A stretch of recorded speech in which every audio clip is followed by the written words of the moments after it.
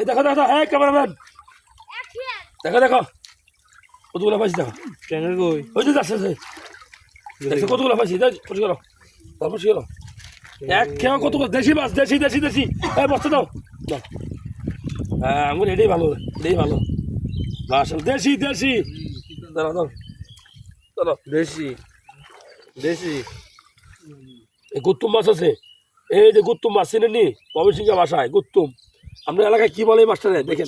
হ্যাঁ হ্যাঁ এই দেখেন অনেকগুলো পাইছি মাশাআল্লাহ। ধরো অনেকগুলো আছে ধর।